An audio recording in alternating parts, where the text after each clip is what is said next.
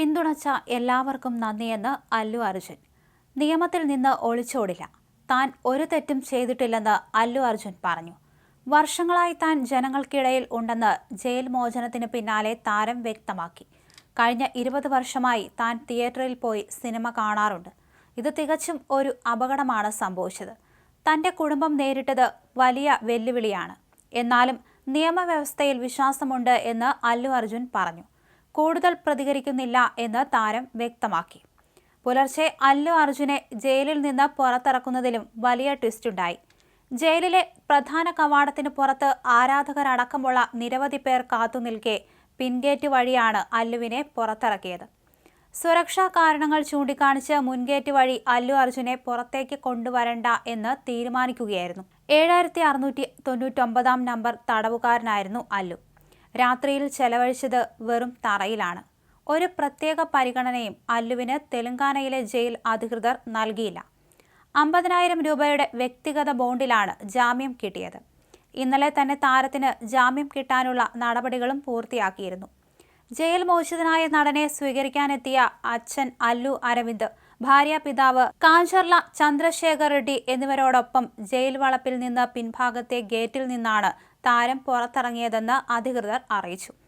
ഇന്നലെ തെലങ്കാന ഹൈക്കോടതിയിൽ നിന്ന് പകർപ്പിന്റെ ഉത്തരവ് ലഭിച്ചിട്ടും ഇത്തരത്തിൽ ജയിൽ അധികൃതർ വിട്ടയക്കാത്തതിനാൽ നടന്റെ അറസ്റ്റ് അനധികൃത തടങ്കലാണെന്ന് അല്ലു അർജുന്റെ അഭിഭാഷകൻ അശോക് റെഡ്ഡി പറഞ്ഞു. ഹൈക്കോടതിയിൽ നിന്ന് ഉത്തരവിന്റെ പകർപ്പ് അവർക്ക് ലഭിച്ചു. എന്നിട്ടും അവർ അവനെ വിട്ടയച്ചില്ല. അവർ ഉത്തരം പറയേണ്ടി വരും. ഇത് നിയമവിരുദ്ധമായ തടങ്കലാണ്. ഞങ്ങൾ നിയമ നടപടി സ്വീകരിക്കും.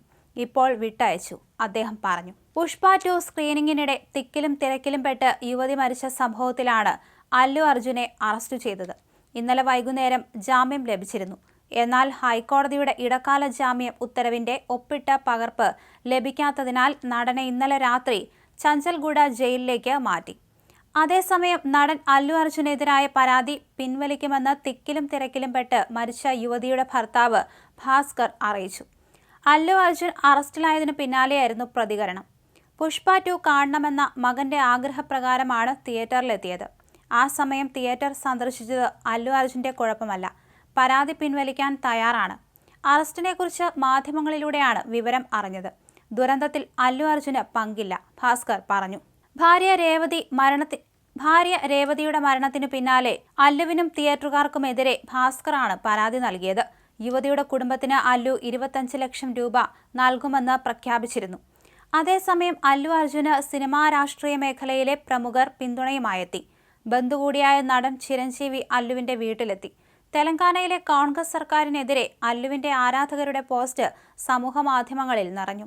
പുഷ്പ 2ന്റെ പ്രീമിയർ ദിവസം അപ്രതീക്ഷിതമായി അല്ലുവും സംഘവും തിയേറ്ററിലെത്തിയത് വലിയ ക്രമസമാധാന പ്രശ്നമുണ്ടാക്കിയെന്നും അതാണ് അപകട കാരണമെന്നുമായിരുന്നു അല്ലു അർജുന് ജാമ്യം നൽകരുതെന്ന് ആവശ്യപ്പെട്ട് സർക്കാർ അഭിഭാഷകന്റെ വാദം.